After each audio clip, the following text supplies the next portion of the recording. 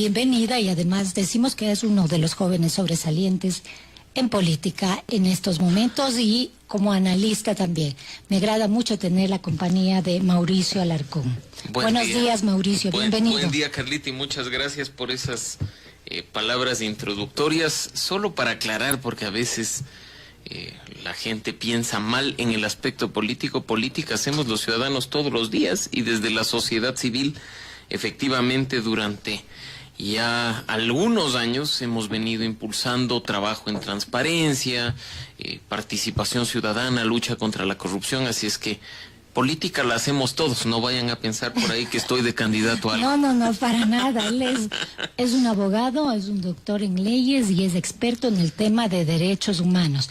Y dije política porque digamos que engloba el quehacer que hace. El concepto correcto, exactamente, por supuesto. El director ejecutivo de la Fundación Ciudadanía y Desarrollo en estos temas políticos que Mauricio acaba de anunciar. Ahora vamos a hablar sobre la viabilidad de un tribunal de cuentas en Ecuador. Para un poco ponerles en contexto a nuestros radioescuchas, el Tribunal de Cuentas fue una propuesta que hizo en el 2017 el contralor subrogante Pablo Celi. ¿Para qué sería este Tribunal de Cuentas? Reemplazaría la labor del contralor. Es un cuerpo colegiado que estaría conformada por 7 miembros para controlar de mejor manera los recursos públicos y también la gestión de cuentas de esta importantísima institución que controla al sector público. Muy bien, con esta pequeña introducción queremos preguntarle a Mauricio Alarcón si es viable este Tribunal de Cuentas, por qué sí o por qué no. Bueno, viable es indudablemente. La institucionalidad actual del país mantiene una Contraloría General del Estado, que es la encargada de auditar las cuentas del sector público. Cualquier reforma a la institucionalidad ecuatoriana, por supuesto que es viable, respetando los procedimientos que están establecidos en la misma Constitución, que como ustedes saben en octubre pasado cumplió 10 años en vigencia. Así es que ahí tendremos que ver el procedimiento mediante el cual se podría reformar la institución Contraloría General del Estado de cara a la constitución de un Tribunal de Cuentas, que es lo que se ha dicho en los últimos meses, ¿no? Actualmente, solo para dejar sentada la base, la Contraloría recae en una sola persona, tiene un solo titular, que es designado a través de concurso público de merecimientos y oposición a través del Consejo de Participación Ciudadana y Control Social. Del famoso Consejo de Participación Ciudadana y Control Social, por todo lo que ha acarreado para el país en la época de los 10 años de correísmo.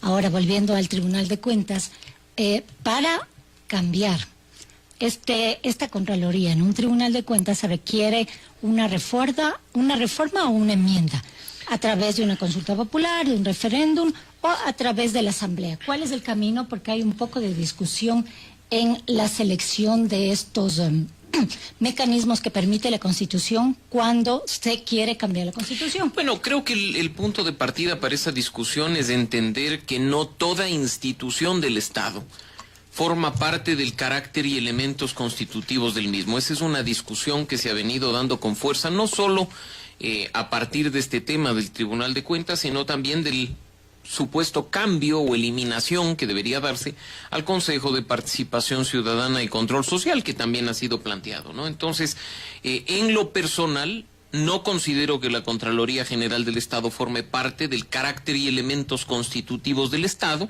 de esa institucionalidad intocable. Por lo tanto, el camino viable es el de una enmienda, el que está contemplado en el artículo 441 de la Constitución, y que en este caso tiene 2 aristas: un referendo que puede ser solicitado por el presidente de la República o por la ciudadanía, con iniciativa popular de al menos el 8% del registro electoral, o la otra arista, el legislativo, la Asamblea Nacional, una iniciativa que provenga de un número no inferior a la tercera parte de los miembros de la Asamblea Nacional, teniendo en cuenta que hay ciertos candados establecidos en ese artículo, que es un año entre el primer y el segundo debate, ¿no?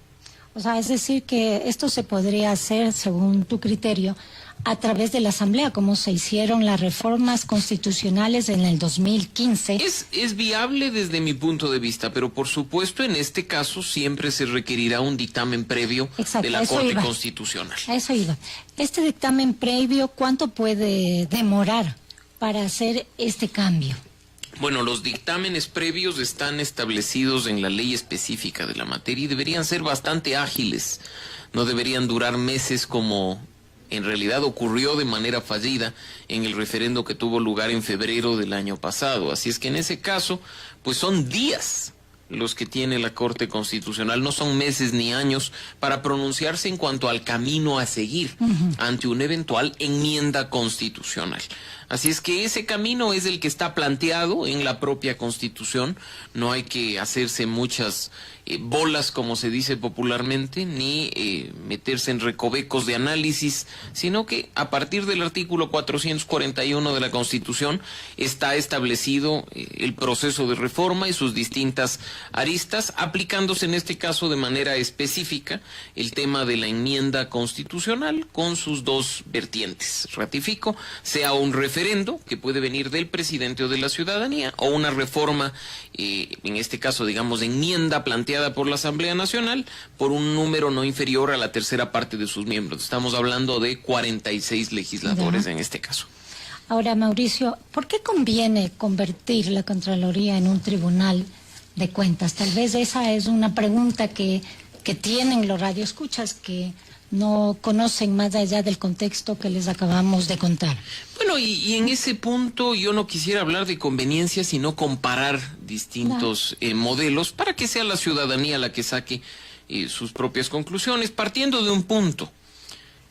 Aquí en Ecuador la Contraloría, especialmente en los últimos años, ha sido fuertemente cuestionada por su dependencia política y por manejar la auditoría de las cuentas públicas de manera selectiva, convirtiéndose prácticamente en un espacio, en un reducto de corrupción. Recordemos además que el último contralor titular, porque actualmente tenemos un contralor subrogante en funciones, ha sido procesado y hasta sentenciado en la justicia ecuatoriana precisamente por casos de corrupción, ¿no? Entonces estamos frente a una autoridad que en lugar de vigilar el buen uso de los recursos que nos pertenecen a los ciudadanos, negocia con los funcionarios públicos, con las empresas contratistas, como efectivamente ha quedado demostrado en este proceso, afectando las cuentas públicas, ¿no? Entonces, en ese sentido, creo, como he dicho, que hay que hacer un poco de comparación. Y, por ejemplo, en México se mantiene un modelo similar al que tenemos acá en Ecuador, se llama Auditoría Superior, no es Contraloría General, y tiene un titular. No es un cuerpo colegiado. En este caso, en el caso mexicano, pues la autoridad, el titular es designado por el legislativo de manera directa, ¿no? Entonces ahí hay una diferencia con el actual.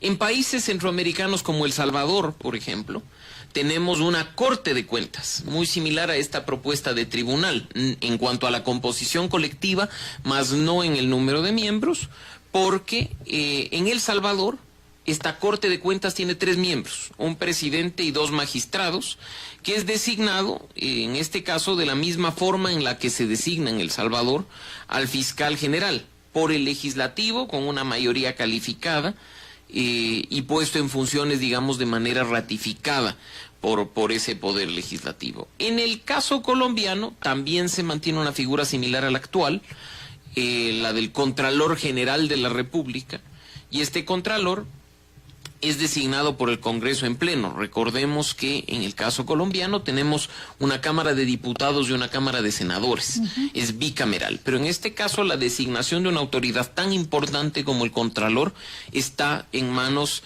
de las 2 cámaras.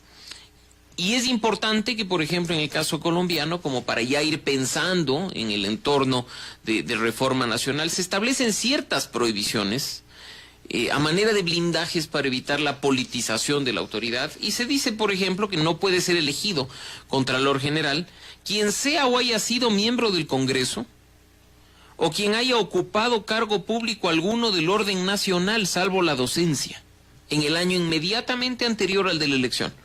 O sea, no es que proviene de la función pública, por lo menos en el último año, ¿no? Entonces ahí tenemos una diferencia y hay un punto que, bueno, la figura del Contralor se repite en países como Chile, como digo, con ciertos blindajes en cuanto a la forma de designación. ¿Y en Brasil cómo es el tema? En este momento no tengo la forma de Brasil como tal, pero la mayoría, la figura recurrente en América Latina es la de una autoridad única. No por ello hay que excluir, insisto, la forma de estos tribunales o cortes de cuentas, que son cuerpos colegiados, que actúan de manera colectiva y que el objetivo por el cual se habla de una autoridad en varias manos es para evitar la concentración de poder en una sola persona y por lo tanto eliminar cualquier vulnerabilidad en materia de corrupción. Como se dice vulgarmente, es más difícil corromper a 3 que a 1, es más difícil corromper a 7 que a 1, y al parecer eso es el punto principal que se persigue con una reforma como la planteada. Claro, hay que recordarles a los radioescuchas que el excontralor Carlos Pollitt estuvo casi 15 años en la Contraloría y fue implicado en el caso de corrupción de Odebrecht. Según Odebrecht, le dieron 13,5 millones de dólares para destruir y no sacar ni uno de los informes que tenía esa entidad sobre Odebrecht. ¿Y quién sabe qué más habrá? Exacto, eso es de lo que se conoce, lo que es público. Ahora, Carlos Pollitt está prófugo y vive en Miami. Entonces, la propuesta del Contralor subrogante es que este Tribunal de Cuentas esté conformado por 7 personas. Son 2 representantes del Ejecutivo, del Legislativo y 2 funcionarios de carrera de la propia Contraloría. Esta va a tener 2 salas, es lo que plantea el Contralor, y un presidente. Pero esto no puede causar quizás una pugna o discrepancias entre los integrantes. ¿Qué piensas tú? Son los riesgos de todo cuerpo colegiado, ¿no? Y ya hemos visto en la historia política ecuatoriana que mientras más integrantes tiene una institución, más pugnas por captar el control principal tienen lugar. Así es que eso no hay que descartarlo. Creo que este es apenas el punto de inicio de un debate nacional que lo ha planteado el Contralor subrogante y que desde la ciudadanía, especialmente esa sociedad civil especializada que ha venido trabajando en el tema de lucha contra la corrupción, hay que involucrarse en el debate, proponer y no solo quedarse en la crítica.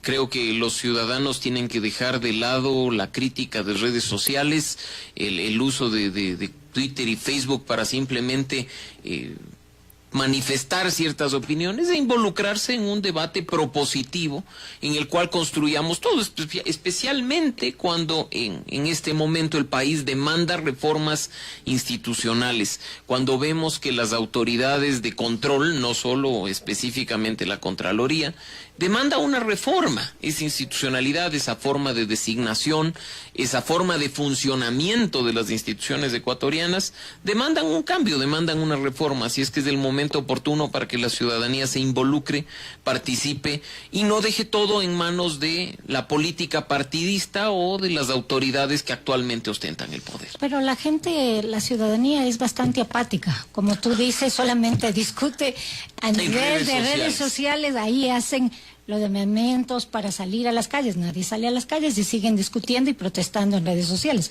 Entonces, quizás las organizaciones como la tuya o las fundaciones como otras que conocemos podrían impulsar a la ciudadanía a que participe en estas deliberaciones, en este debate público y contribuya para mejorar estas propuestas, como bien hizo el llamado el Contralor subrogante Pablo Celi. ¿Qué piensas tú?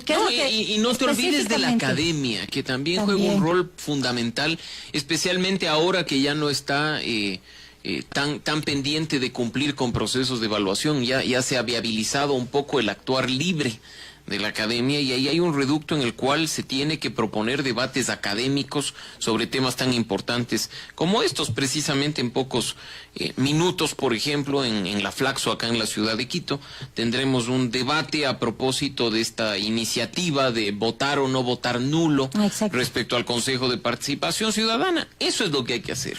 No es un asunto de simplemente salir a las calles o ver las calles como el espacio de protesta, sino también aprovechar el espacio académico para la propuesta, pasar de la crítica a la acción, pasar de la crítica a la propuesta y construir institucionalidad. Así es que esperemos que llegado el momento, esa oportunidad se dé y pues, como bien has dicho, no solo organizaciones como Ciudadanía y Desarrollo, sino otras, la academia, activistas, líderes de opinión se involucren y entre todos podamos construir una propuesta cuya finalidad principal sea promover la transparencia y luchar efectivamente contra la corrupción. Contra la corrupción, exactamente. Ahora, ¿el Tribunal de Cuentas fortalecerá la democracia o no?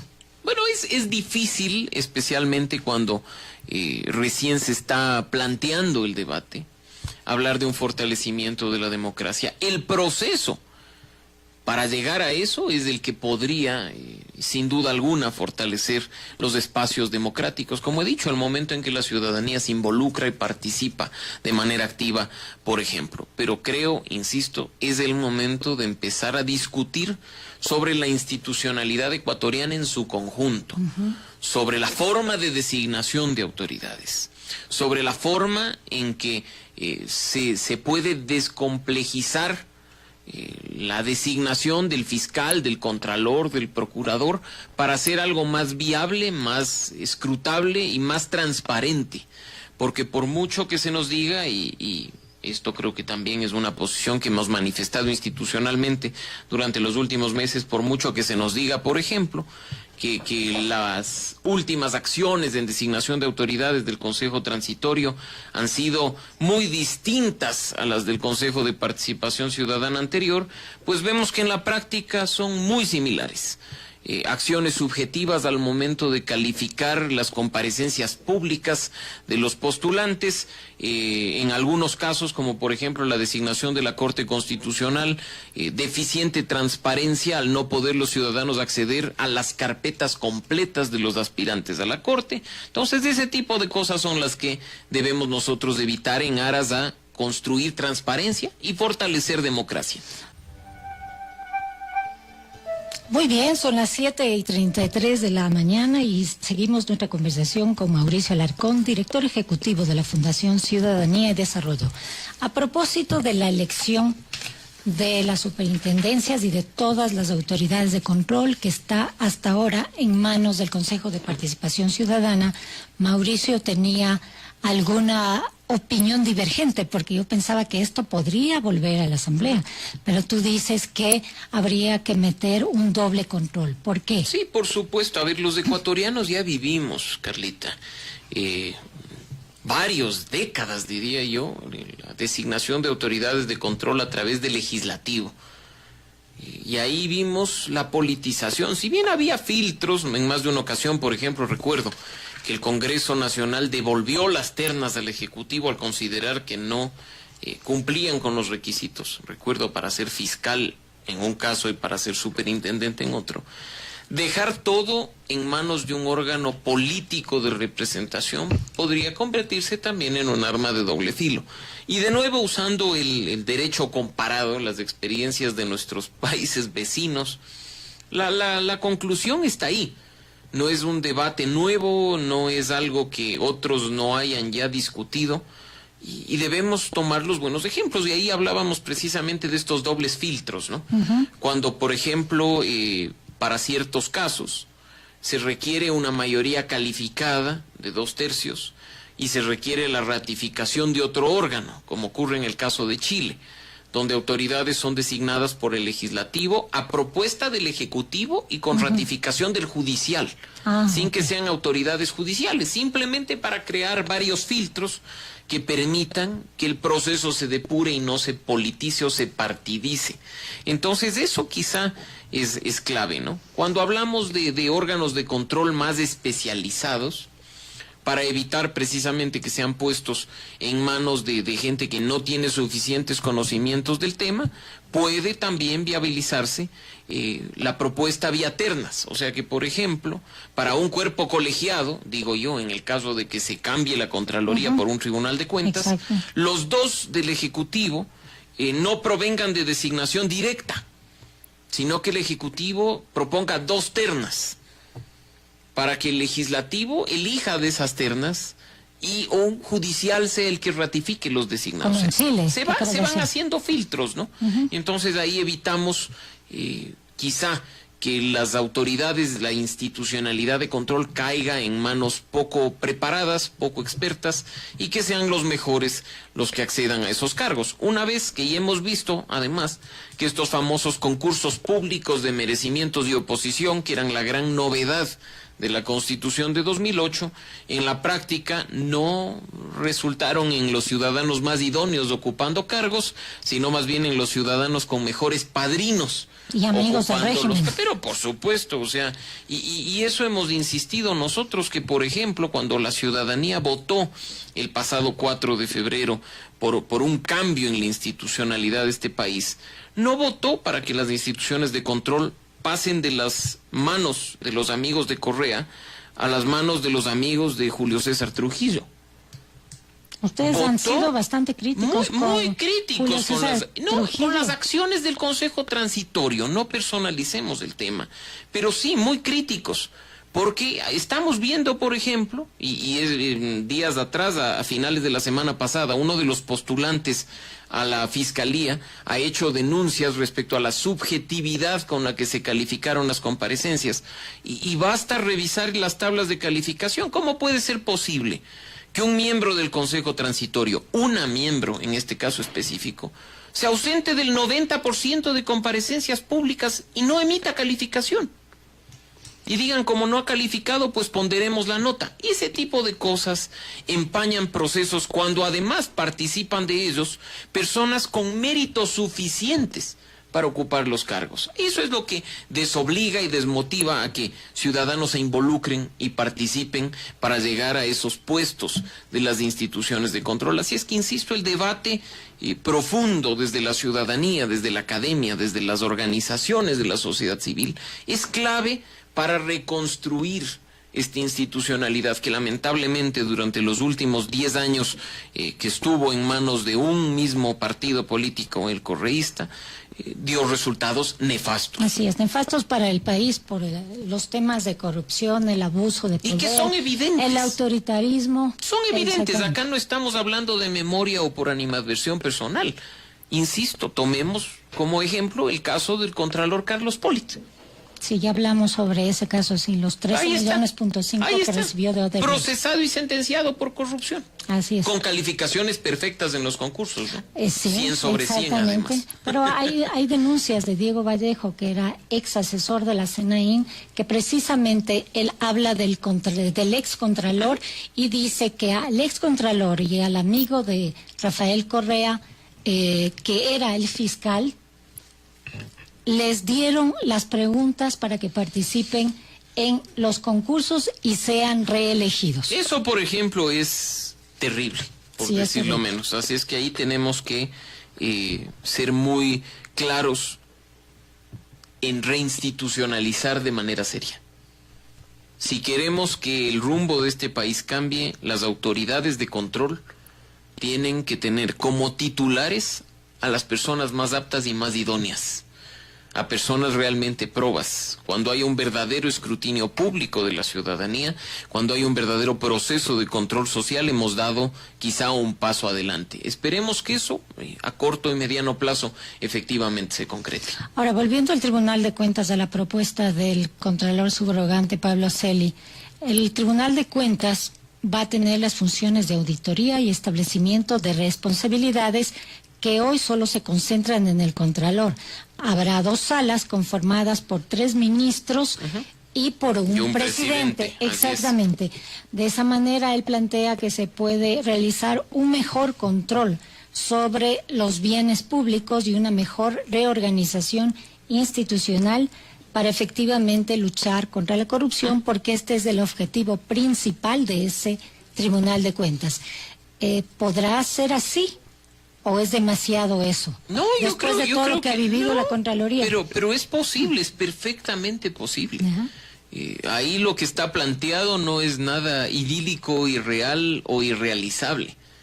Creo, insisto, que ahora estamos en una oportunidad histórica de pasar adelante a una verdadera institucionalidad. Y no se trata de tener 7, tener 11 o tener 3, sino que las funciones, las atribuciones sean las correctas, que se garantice la independencia y la autonomía de ese ente, insisto, más allá del número de miembros, y que pasemos a una verdadera lucha contra la corrupción, que es lo que le corresponde a una autoridad de auditoría pública, llámese tribunal, llámese contralor. Tienen que vigilar porque los recursos que nos pertenecen a los ecuatorianos vayan al destino que les corresponde. No terminen en cuentas en paraísos fiscales, no terminen en sobreprecios de obras públicas, no terminen enriqueciendo a un grupo económico específico, sino que terminen beneficiando a los ecuatorianos. Si nosotros pagamos impuestos, es porque esperamos que esos recursos en mayor o menor medida regresen a nuestro beneficio. Y pregunto a quienes nos escuchan, ¿cuántos de ustedes sienten que el dinero que pagan en impuestos les regresa en algún beneficio económico? En todo nivel de gobierno, no solo a nivel de gobierno central. Aquí, por ejemplo, en los barrios dicen estamos pagando tasas y contribuciones y no vemos obra pública. Claro, no ven que está cuidado el ornamento del barrio y ven sucio. Nuestros recursos, nuestro dinero que pagamos al erario nacional a través de impuestos y demás, no es únicamente para bolsillo de unos pocos, ni para pagar sueldos de funcionarios públicos únicamente. Es también para que regrese a los ecuatorianos en obra pública. Y en este caso, en servicios públicos, como está ordenado en la Constitución. Así es que eso es lo que tiene que vigilar un contralor responsable, un tribunal de cuentas responsable. Ahora, tú utilizabas un poco el derecho comparado con algunos países de América Latina, con Chile, por ejemplo, Honduras también. En Europa tenemos el caso de Italia, que desde 1948 tiene este Tribunal de Cuentas y tiene 3 cámaras y tiene también las 2 funciones de auditoría, funciones jurisdiccionales y también, como tú decías, en ese país se refuerza los filtros para elegir a los miembros del Tribunal de Cuentas. Es una propuesta, elige el presidente de la República, pero recibe una propuesta del presidente del Concilio de Ministros, o sea, del Consejo de Ministros. Ahí vemos claramente estos dobles filtros, ¿no? Exactamente, triples filtros tenemos ahí para que el Tribunal de Cuentas pueda garantizar el trabajo y defender los intereses de la ciudadanía, así como tú acabas de hacer. Y es una institución que ha funcionado durante décadas. Así es. O sea, no es un tema que se está recién implementando o poniendo a prueba. Ahí vemos, como digo, que no solo los países hermanos, los países de la región, están discutiendo este tema, sino que hay instituciones sólidas en países europeos incluso que pueden ser tomados como modelo a seguir. Claro, como ejemplo. Sí, por supuesto que sí. Ahora, el Tribunal de Cuentas italiano tiene 3 controles: el control preventivo, control de gestiones y control financiero. Cuando ellos tienen ese control preventivo, ¿qué quieren decir? ¿Se puede hacer eso a través de una institución? ¿Y cómo se hace? ¿Y para qué sirve? Bueno, el control preventivo evita cualquier distorsión antes de que la obra pública, por ejemplo, se ejecute. Es decir, este control previo, tratando de ajustarlo al modelo de acá. Recordemos que aquí hay procesos de contratación pública. Así es. Entonces, en este caso, por ejemplo, si sale una licitación de obra pública, con presupuestos referenciales, con documentación de respaldo para la apertura del proceso, eso ya debe ser revisado por una Contraloría o un Tribunal de Cuentas. Ahí uno hace la primera etapa de control, control preventivo. Entonces ahí la obra no está ejecutada, la obra recién está siendo planteada para su ejecución futura, se está invitando a la gente a concursar, por ejemplo, y ahí hay un primer control. Porque claro, si es que dejamos todo para la etapa posterior, prácticamente la corrupción ya está oleada y sacramentada. Y en la mayoría de casos, cuando ya viene el tema posterior, las responsabilidades ya están fuera del país. Entonces, aquí es, por ejemplo, cuando vemos que si lo que se quiere es ejecutar una obra con un presupuesto referencial que está excesivamente alto, la Contraloría o un Tribunal de Cuentas llama la atención y dice, cuidado, que usted está sobredimensionando el presupuesto. Reajuste y abra el proceso como corresponde. Ahí se hace una primera etapa de control. No todo, insisto, se lo deja para cuando ya la obra está ejecutándose o incluso para cuando la obra está concluida. Y eso es algo que hay que tener muy en cuenta, como esas atribuciones fundamentales que debe tener una autoridad de control para llevar a cabo una lucha efectiva contra la corrupción. Pero en la época del gobierno de Correa, la Contraloría perdió esa atribución. Y recordemos por qué perdió. Exactamente, eso habría que analizar. Fue por la vía de una de esas enmiendas que limitó las atribuciones de la Contraloría General del Estado, que contó con el aval de la Corte Constitucional en su momento y que fue aprobada por la Asamblea Nacional. Entre la reelección indefinida en aquel entonces, la reducción de la edad para ser presidente de la República, la comunicación como servicio público, también nos metieron de refilón una enmienda que restaba atribuciones a la Contraloría General del Estado. ¿Y cuál era ese objetivo? Estas enmiendas se aprobaron en el 2015 en el gobierno de Rafael Correa. ¿Cuál era el objetivo de quitar esas funciones del control preventivo a la Contraloría? Piensa mal y acertarás, pues si a un contralor le atan de manos para realizar un efectivo control de los fondos públicos, del gasto público, si simplemente le dejan sin poder actuar en una lucha efectiva contra la corrupción, la intencionalidad es clara. O sea, en contrario, lo que se debería hacer es dar todas las facilidades para que este auditor, este contralor, este Tribunal de Cuentas actúe de manera efectiva, revisando todos y cada uno de los procesos en todas y cada una de sus etapas para evitar cualquier desvío de, como digo, dineros que nos pertenecen a los ecuatorianos. Así es que piensa mal. ¿Por qué habrán reformado, en este caso vía enmienda, la Constitución para limitar funciones a un contralor que además ya venía actuando de manera dudosa en los últimos años? Y sobre el control de gestiones, ¿cómo es el trabajo de la Contraloría, de esta nueva Contraloría a cargo de Pablo Celi? Bueno, hemos visto mayor eficiencia en la acción de la Contraloría. Hemos visto que también una vez que se tumbaron las enmiendas de 2015, con una sentencia de la finada Corte Constitucional, en la que se dijo que el procedimiento de aprobación no fue el correcto y terminaron dándose de baja todo el paquete de enmiendas, pues hemos visto una Contraloría, por supuesto, más ágil y más eficiente respecto de la última, de la de Carlos Pollitt. Sin embargo, aún hay mucho que hacer y que trabajar por parte de esa Contraloría, ¿no? Siempre habrá una gran deuda. ¿Ha mejorado? Claro, como digo, por supuesto. Ha mejorado ostensiblemente y hay resultados con cifras de todo el trabajo que ha hecho, de los informes. Hay transparencia. Antes era imposible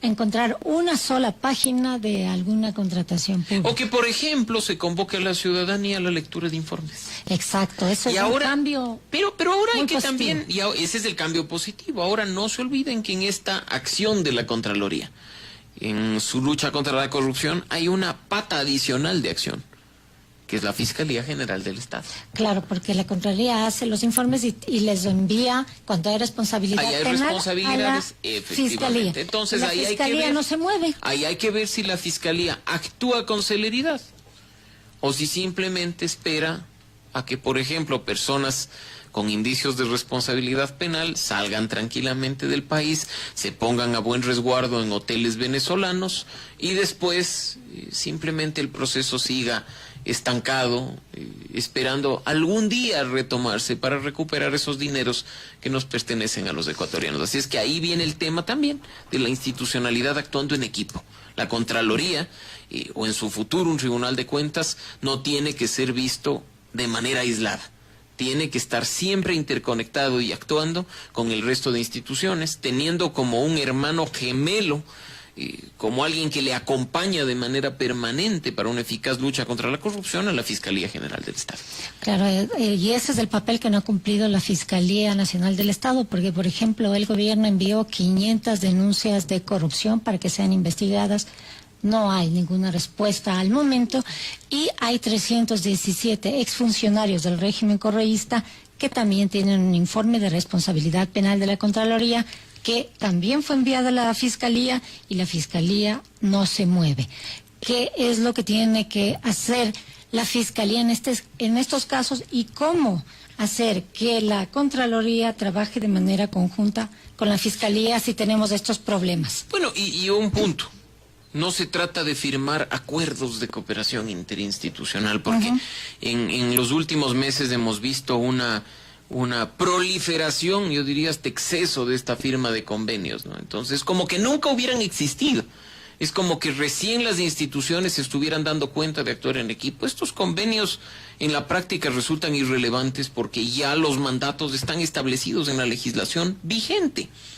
A la Fiscalía le corresponde actuar de manera efectiva e inmediata una vez que se determinan esas responsabilidades por parte de la Contraloría. Las atribuciones legales que le están dadas a la Fiscalía le permiten actuar de manera inmediata, no después de 3 meses. Porque la Contraloría lee un informe y dice, aquí hay indicios de responsabilidad penal. Y la Fiscalía tiene que actuar de manera tan eficiente. Y rápida. Pero es que es así, para evitar que después de la lectura del informe, la persona con indicios de responsabilidad penal no tenga el tiempo para pasearse buscando una agencia de viajes, para comprar un boleto, para hacer reservas de hotel y para salir tranquilamente del país sin ningún inconveniente. Eso es lo que hizo Fernando Alvarado. Y eso es lo que pasó, y han pasado con otros funcionarios también, que quién sabe dónde estarán.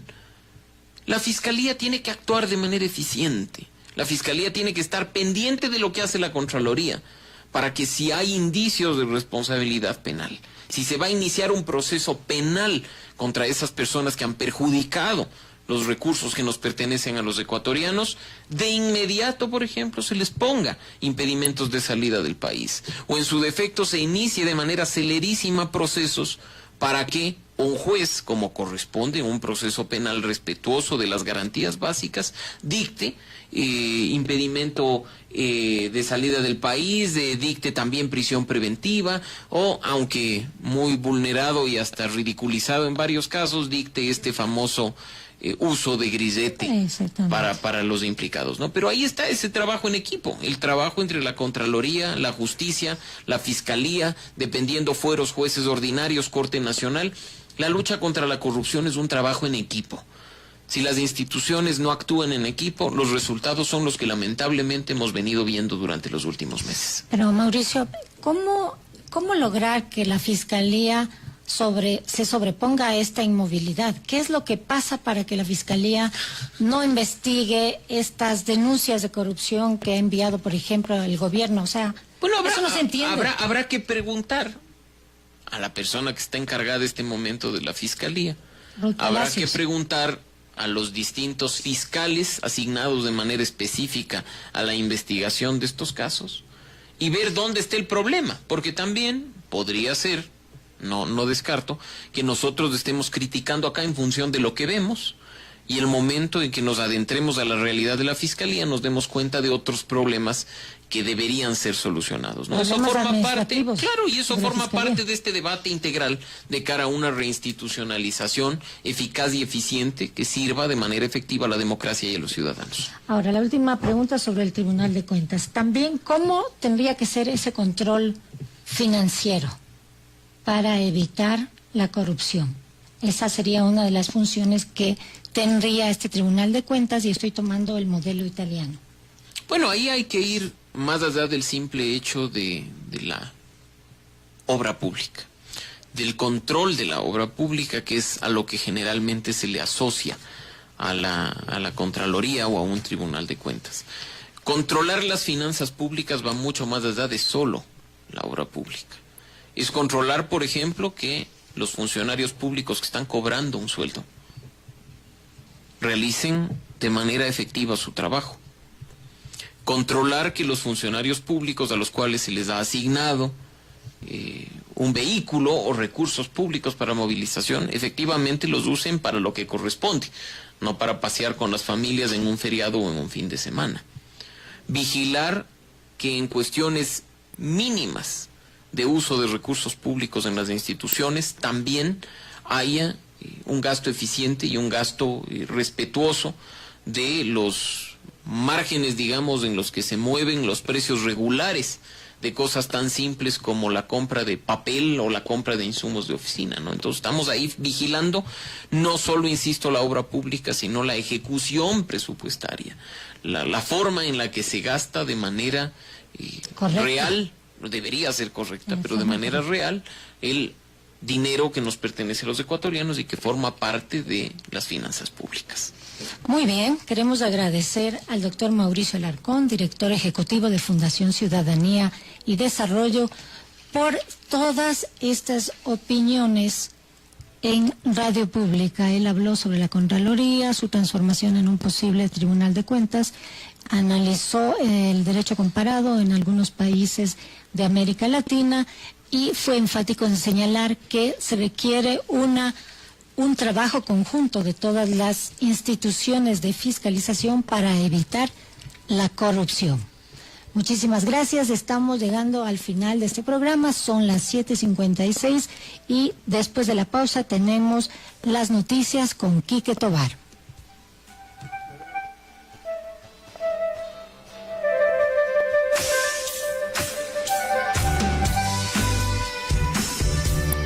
Usted escuchó Empezando el Día, la mañana con la noticia bien despierta.